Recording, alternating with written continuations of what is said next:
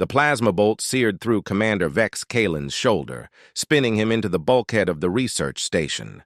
Blood, human blood, spattered across the pristine white walls of Laboratory 7, each crimson droplet a violation of the Galactic Preservation Treaty. Through the transparent aluminum viewport, the rings of Kepler 442b sparkled like scattered diamonds, oblivious to the carnage unfolding within humanity's most remote xenobiology outpost. Harvesting complete, announced. The lead Kethmaran raider, its four-armed frame towering over the fallen research team. The insectoid creature's mandibles clicked with satisfaction as it surveyed the 17 human bodies scattered across the lab floor. Retrieve the specimens. The Dominion pays well for intact human neural tissue. Dr. Nix Valdris pressed herself against the emergency shelter's sealed door, her breathing ragged as she watched the aliens systematically butcher her colleagues. The Kethmaran had descended upon their isolated station like locusts, their sleek warships materializing from fold space without warning. Humanity's first contact protocols had proven worthless against beings who viewed humans as nothing more than exotic meat. The station's emergency beacon pulsed weakly in the darkness, a futile cry for help that would take months to reach the nearest human colony. The Kethmaran had chosen their target well. Research Station Prometheus orbited in the void between star systems, its skeleton crew of scientists conducting deep space evolutionary studies far from any military protection. Biological. Analysis confirms, chittered another raider, its translator device rendering its words in sterile, emotionless tones. Human specimens exhibit unique neural pathways. Cerebral cortex shows adaptive mutations beneficial for the enhancement project.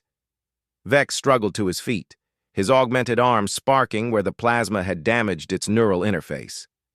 The military-grade cybernetics that allowed him to interface with the station's systems now burned like molten metal against his flesh. He'd been a soldier once, before the scientists recruited him as their security coordinator. Now he was humanity's last line of defense against extinction. The Kethmaran pack leader approached Nix's hiding spot, its heat sensors tracking her, elevated body temperature through the shelter's thermal shielding. Remaining specimen detected. Cranial measurements suggest high intelligence quotient. Prepare for extraction. The creature's massive claws began tearing through the reinforced, docker-like paper. Nix clutched her research tablet, her life's work on human genetic adaptation reduced to mere data points. She thought of her daughter on Mars colony, of the letters she'd never send, of the warnings humanity would never receive. As the door crumbled, she activated her tablet's emergency protocol. Every piece of research, every genetic map, every classified enhancement project, all of it streamed toward the beacon's quantum transmitter. If she was going to die, she'd ensure humanity learned what was coming. The Kethmaran's primary claw pierced her chest, and Dr. Nix Valdris became the 18th victim of humanity's first harvesting. But in that moment of crimson finality, something fundamental shifted in the universe. The blood of 18 humans had been spilled not in war, not in defense, but in cold calculation. The Kethmaran had made their first and final mistake. They had drawn first blood against a species that had never learned to forgive. Across the galaxy, in the deep monitoring stations of the Terran Defense Network, quantum sensors detected the beacon's dying transmission. The message was simple, raw, and absolute. They bleed humans. They harvest us. They must burn. The galaxy was about to learn why humanity had spent 3 centuries preparing for war among the stars. Admiral Kira Thorne stood in the command center of the dreadnought Nemesis, her steel-gray eyes reflecting the crimson tactical, displays that filled the bridge. The quantum transmission from Research Station Prometheus had arrived 6 hours ago, carrying with it the genetic signatures of 18 murdered scientists and one inescapable truth. Humanity was no longer alone in the universe, and their first neighbors were butchers. "Status report," she commanded, her voice cutting through the bridge's controlled chaos. Fleet elements from 7 sectors are converging on the rally point, reported Lieutenant Commander Zeph Corvain, his fingers dancing across holographic displays. The Kethmiran homeworld of Vexithara lies 14 light-years from Prometheus Station. Intelligence suggests a population of approximately 8 billion. Kira's jaw tightened. The Galactic Preservation Treaty, humanity's first attempt at interstellar diplomacy, had been signed in blood. Human blood. She turned to the tactical officer, Commander Riley Ashford, whose scarred face bore testament to the border wars that had forged humanity's military doctrine. Weapons status? All kinetic bombardment platforms are online. Nova-class fusion warheads armed and ready. The Scorched Earth protocols are activated across the fleet. Riley's voice carried the weight of absolute commitment. We have enough firepower to sterilize their entire star system. The bridge fell silent except for the steady hum of the ship's quantum drives. Kira had spent 15 years climbing the ranks of the Terran Defense Force, and every lesson had been written in human blood. The failed colony of New Byzantium, where separatist forces had executed 10,000 civilians. The Titan Uprising, where corporate armies had turned mining platforms into slaughterhouses. Humanity had learned to respond to atrocity with overwhelming force. "Sir," called out Communications Officer Dex Vanguard, "we're receiving a transmission from the Kethmiran homeworld. They're requesting diplomatic talks. Put it through." The main screen flickered to life, revealing the insectoid features of what appeared to be a Kethmiran diplomat. Its mandibles clicked nervously as it spoke. "Greetings, human fleet. I am Hive Speaker Kethvel. We seek to establish peaceful relations with your species. The unfortunate incident at your research station was conducted by rogue elements within our society." Kira stepped forward, her voice carrying the authority of 3 centuries of human warfare.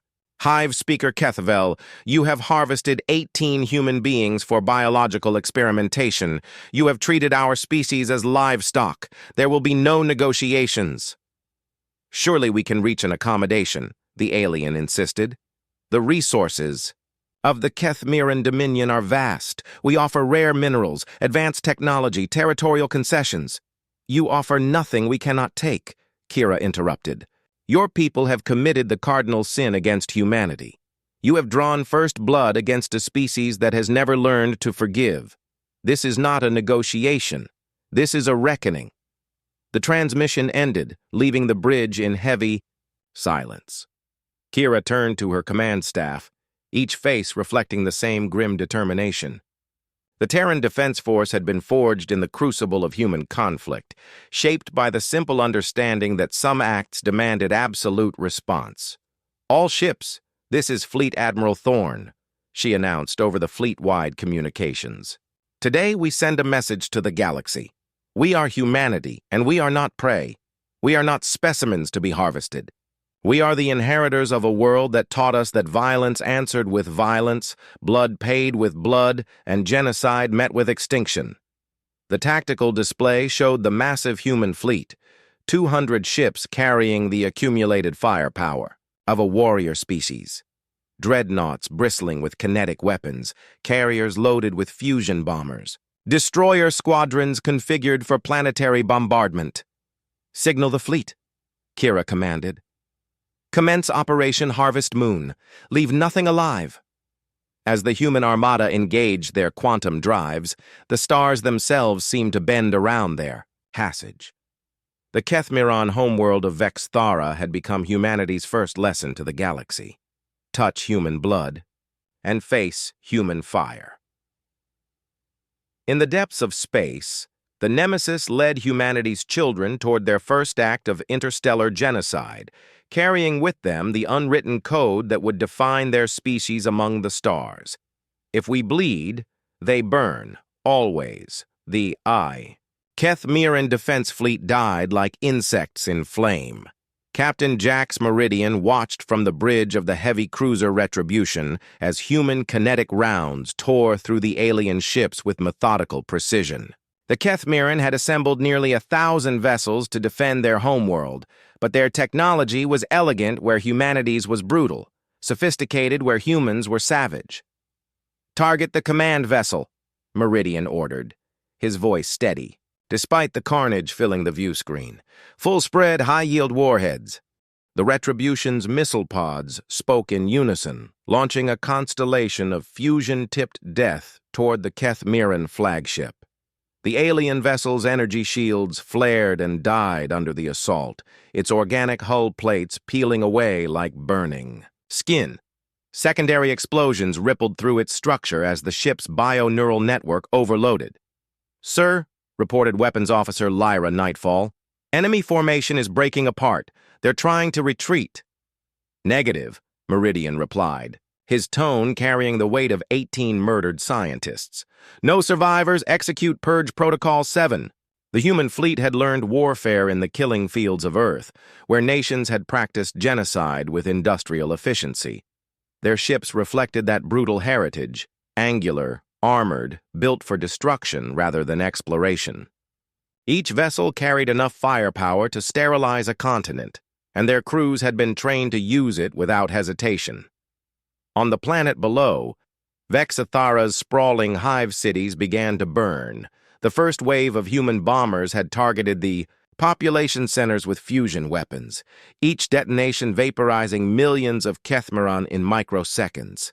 The ancient hive queens, repositories of genetic memory spanning millennia, died in nuclear fire alongside their countless offspring. Aboard the flagship Nemesis, Admiral Kira Thorne watched the tactical displays with cold satisfaction. The planet's surface had become a mosaic of crater glass and radioactive ash. Atmospheric processors were releasing clouds of toxic vapor that would render the world uninhabitable for centuries. "Biological scans confirmed total sterilization," reported Commander Riley Ashford. "No life signs detected across the entire planet. The Kethmiran species has been terminated." The bridge crew maintained their professional composure, but Kira could see the satisfaction in their eyes. These were the children and grandchildren of Earth's survivors, raised on stories of humanity's darkest hours. They understood that mercy was a luxury their species could not afford. "Admiral," called out Intelligence Officer Drax Stellaris, "we're receiving transmissions from across the galaxy. Word of the Kethmiran extinction is spreading." "Put it through." The main screen filled with alien faces, dozens of species from across the galactic community, their expressions ranging from shock to terror. The Vorthnari, with their crystalline features. The Zephyrian Federation, whose aquatic forms rippled with distress. The ancient Kelmorian Empire, whose multi-limbed ambassadors had ruled interstellar space for millennia. A Kelmorian elder spoke first, its voice trembling through the universal translator. "Humans of Earth, we condemn this atrocity.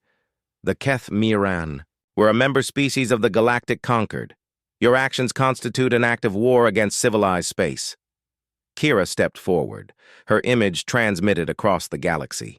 "Honored members of the Galactic Concord, humanity has received its first lesson in interstellar relations. We have learned that aliens view our species as livestock to be harvested. We have responded accordingly." The Kethmiran raiders were criminals, protested a Vorthnari diplomat.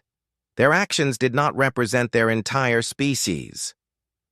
"Their government knew," Kira replied, her voice carrying the authority of absolute conviction. "Their military enabled the harvest, their scientists provided the equipment, an entire species participated in the systematic murder of human beings. They have paid the price for that choice." The alien ambassadors exchanged horrified glances. The Kelmorian elder spoke again, its composure cracking. "You have committed genocide against 8 billion innocent beings. We have eliminated a threat to human survival," Kira corrected, "and we have sent a message to the galaxy. Humanity is not prey. We are not specimens. We are the children of a world that taught us to respond to violence with overwhelming force. Touch human blood and face human fire." The transmission ended, leaving the fleet in silence. Around them, the remains of Vex Ithara continued to burn, a monument to humanity's first law of interstellar diplomacy. In the depths of space, the surviving Kethmiran colony ships fled toward the galaxy's rim, carrying with them the news of their species' extinction. The galaxy had learned its first lesson about humanity. They were not victims to be harvested, but predators to be feared.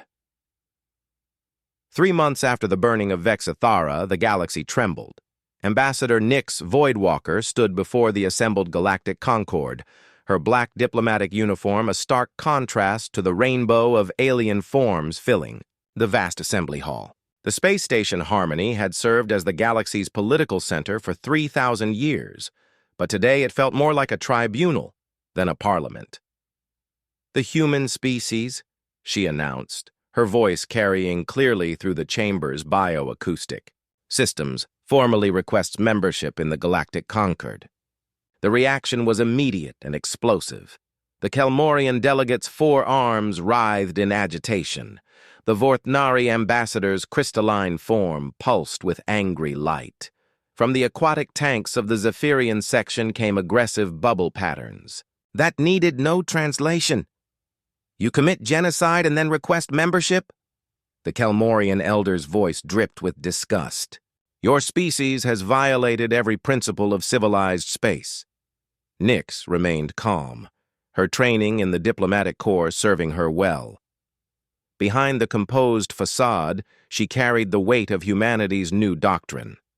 The Terran Defense Force had made their position clear: diplomacy backed by the threat of absolute retaliation. "We eliminated a species that harvested human beings like cattle," she replied. "The Kethmiran chose to treat us as prey. We responded as predators. The galaxy has learned valuable lessons about human nature." The Xerion trade delegate, a gaseous being contained within an environmental suit, spoke through electronic translators. "The Kethmiran were criminals, but you destroyed their entire civilization. Children, civilians, innocents, all burned in your primitive fury." "The Kethmiran government sanctioned the harvest," Nyx countered. "Their military provided escort. Their scientists designed the extraction equipment. This was not the action of criminals. It was the policy of a species that viewed humans as biological resources." She activated a holographic display showing the final transmission from Research Station Prometheus. The assembled delegates watched in horrified silence as the Kethmiran systematically butchered the human research team, discussing the market value of human neural tissue with casual indifference. 18 human beings died to provide the galaxy. "With its first lesson about our species," Nyx continued, "we are not livestock. We are not specimens. We are the inheritors of a world that taught us that some acts demand absolute response." The Triloxian representative, a crystalline entity that communicated through harmonic resonance, created a low, mournful tone. "Your species lacks the wisdom of restraint. You respond to injury with extinction. We respond to existential threats with overwhelming force," Nyx corrected. "The Kethmiran viewed humans as resources to be harvested. Left unchecked, they would have raided our colonies, enslaved our people, and treated our children as breeding stock. We eliminated that threat permanently." The chamber fell silent as her words sank in. The assembled aliens were beginning to understand the fundamental difference between humanity and the rest of galactic civilization. Most species had evolved past their aggressive phases, developing sophisticated approaches to conflict resolution. Humanity had refined aggression into an art form. "We offer the galaxy a choice," Nyx announced. "Accept humanity as an equal partner in galactic civilization, with all the rights and responsibilities that entails, or continue to view us as primitives to be harvested or subjugated. But understand, we have shown you the price of the latter choice." The Kelmorian elder's voice carried centuries of accumulated wisdom. "And if we refuse your membership? If we declare humanity a rogue species?" Nyx's smile was cold and absolute. "Then you will join the Kethmiran in extinction, One species or all species, the choice is yours. But know this, humanity will not be prey. We will not be harvested. We will not be subjugated. We are the children of Earth, and we have never learned to forgive.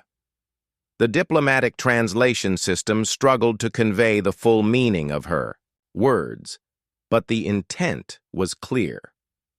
Humanity had introduced a new variable into galactic politics, the threat of species-wide extinction as a diplomatic tool. The vote was unanimous. Humanity was granted full membership in the Galactic Concord with all the rights and protections that implied.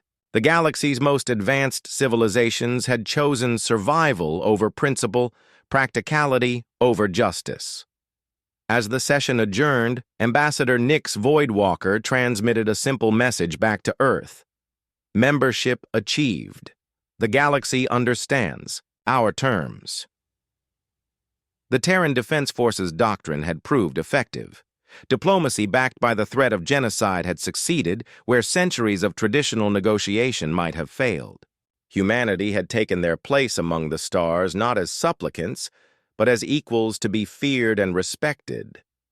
The galaxy had learned that humans were not victims to be harvested, but apex predators to be accommodated. 1 year after the burning, humanity had reshaped galactic civilization. Fleet Admiral Zara Blackstorm stood on the observation deck of the orbital fortress Aegis Prime, watching the steady stream of alien vessels arriving at Earth's first interstellar trade hub. The massive space station, constructed in the debris field of the destroyed Kethmiran fleet, served as both a diplomatic center and a monument to human resolve. "Status report," she commanded, her augmented eyes scanning the tactical displays that lined the walls. 73 alien species have established trade relations, reported Captain Raven Darkwater, the station's diplomatic liaison. The Xerion Collective has agreed to our terms for rare earth mineral extraction. The Vorthanari hegemony is requesting protection from the Kethmiran remnant. The irony was not lost on Zara. The same aliens who had condemned humanity's destruction of the Kethmiran homeworld now came seeking human protection from the surviving Kethmiran colonies. The galaxy's power structure had shifted dramatically in the wake of Vexathara's burning. "And the remnant?" Zara asked. "Still raiding the outer colonies," Raven replied. "But they've learned to avoid human-protected space. Word of our retaliation. Policies has spread throughout the galaxy. Humanity's doctrine had evolved into something approaching elegant brutality. The Terran Defense Force no longer threatened genocide against entire species. Instead, they offered protection to those who accepted human terms and extinction to those who threatened human interests. It was empire building through superior firepower." The main display activated, showing the interior of the Galactic Concord Assembly.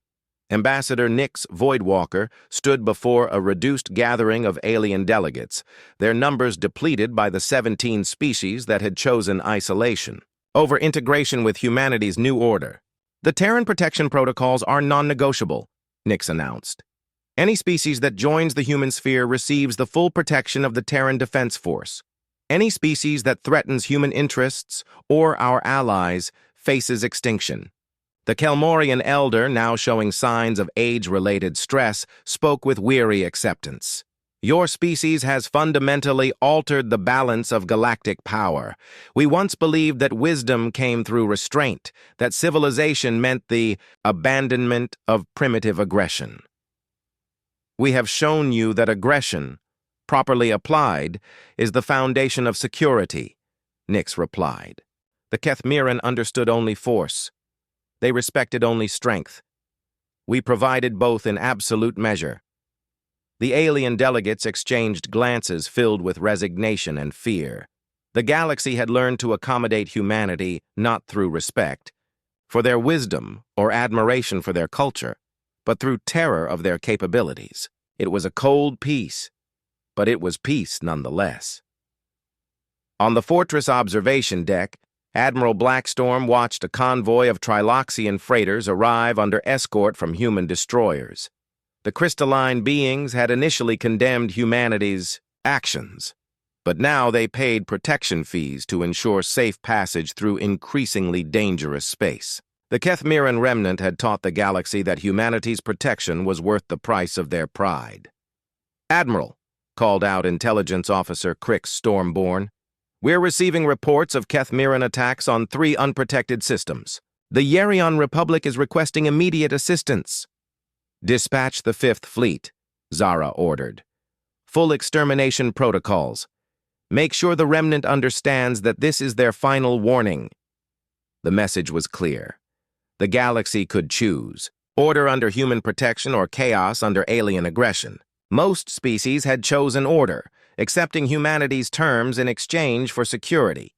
Those who refused faced the combined might of the most militaristic species the galaxy had ever encountered. "Ma'am," Raven reported, "the Yerion Republic has agreed to join the human sphere. They're offering exclusive mining rights to the Kepler 442 system in exchange for permanent protection." Zara nodded, watching as another alien civilization bent the knee to human power. The galaxy was learning the fundamental truth that Earth had taught humanity: strength was the only currency that mattered in a universe filled with predators. "Send a message to Earth Command," she ordered. "The human sphere now encompasses 47 star systems. Our protection extends to 63 alien species. The galaxy has accepted our terms." Through the viewport, the stars themselves seemed to acknowledge humanity's dominion. The children of Earth had not sought to become galactic overlords. They had simply applied the lessons of their violent homeworld to the realities of interstellar space. The result was an empire built on the simple principle that had governed human civilization for millennia. Those who could not protect themselves would be protected by those who could, at a price. The galaxy had learned that humanity's unwritten code was not just rhetoric, it was policy. If they bled, others would burn. Always. 25 years after the burning of Vex Thara, the galaxy bore humanity's mark.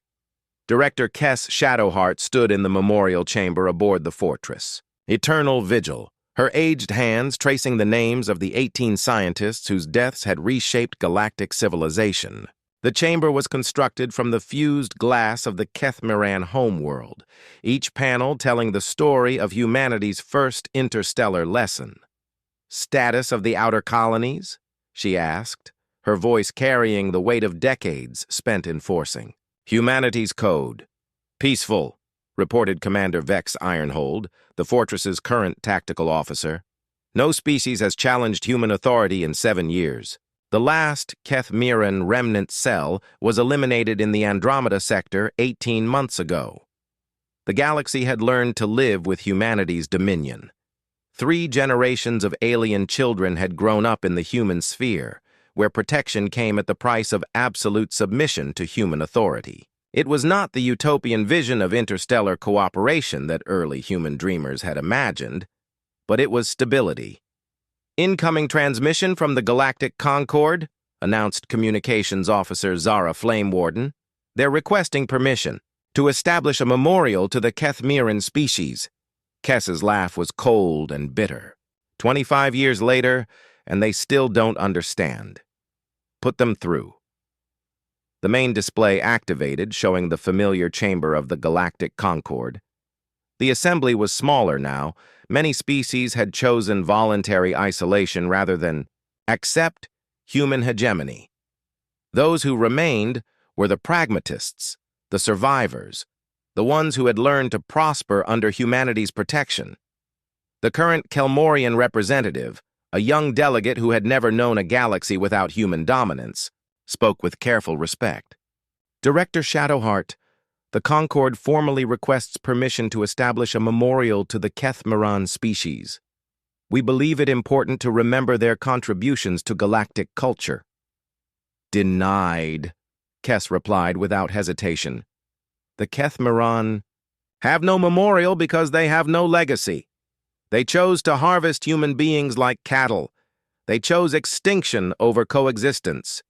History will record their choice and its consequences. The alien delegates shifted uncomfortably, but none dared challenge her decision. They had learned that humanity's memory was long and their forgiveness was non-existent. The Kethmirans' fate served as a permanent reminder of the price of threatening human interests. However, Kess continued, the Concord may establish a memorial to the 18 human scientists who died at Research Station Prometheus. Their deaths taught the galaxy the fundamental truth that governs interstellar relations. We are not prey. The delegates murmured their agreement, understanding the implicit message. Humanity would be remembered as protectors and avengers, not as victims. The galaxy's children would learn that humans were not to be harvested, enslaved, or subjugated. They were to be feared and respected. As the transmission ended, Kess turned to Commander Ironhold. Prepare the anniversary broadcast. Every year, on the anniversary of the burning, humanity transmitted the same message across the galaxy. It was part memorial, part warning, part promise. The message was simple. 18 humans had died to teach the galaxy about humanity's nature, and their sacrifice would never be forgotten. This is Director Kess Shadowheart, speaking for the Terran Defense Force, she began, her voice carrying across 1,000 worlds. 25 years ago, 18 human scientists died at the hands of the Kethmiran species. Their deaths were not in vain. They taught the galaxy the fundamental law that governs human interaction with alien civilizations. The broadcast reached every inhabited world in the known galaxy, translated into 1,000 languages, but carrying the same unwavering message. We are humanity. We are not prey. We are not specimens to be harvested. We are not cattle to be traded. We are the children of Earth, and we have never learned to forgive those who spill human blood. The Kethmiran learned this lesson at the cost of their entire species. They chose to harvest humans, and they chose extinction. Across the galaxy, alien parents told their children the story of the burning.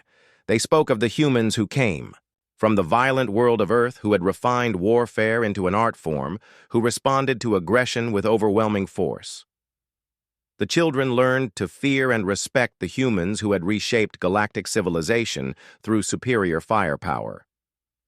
The galaxy is peaceful because we have made it so, Kess continued. The stars are safe because we patrol them. Civilization thrives because we protect it.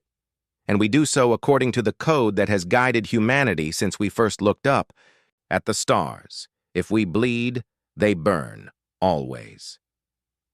The transmission ended, leaving the galaxy in contemplative silence. On 1,000 worlds, alien civilizations reflected on the price of threatening humanity. The Kethmiran had become a cautionary tale, a reminder that some species responded to aggression not with negotiation or compromise, but with absolute extinction. In the memorial chamber, Director Kess Shadowheart stood before the names of the 18 scientists who had died to establish humanity's place among the stars. Their sacrifice had not been in vain. They had taught the galaxy that humans were not victims to be harvested, but apex predators to be feared and respected. The galaxy had learned humanity's unwritten code, and they had learned it well. Peace reigned among the stars, enforced by the simple understanding that those who shed human blood would face human fire. It was a cold peace, but it was eternal. As long as humanity remembered the 18 who had died to establish their dominion among the stars. The memorial flame burned eternal, a reminder to the galaxy that humanity would never forget, never forgive, and never allow their people to be prey again. If they bled, others would burn, always and forever.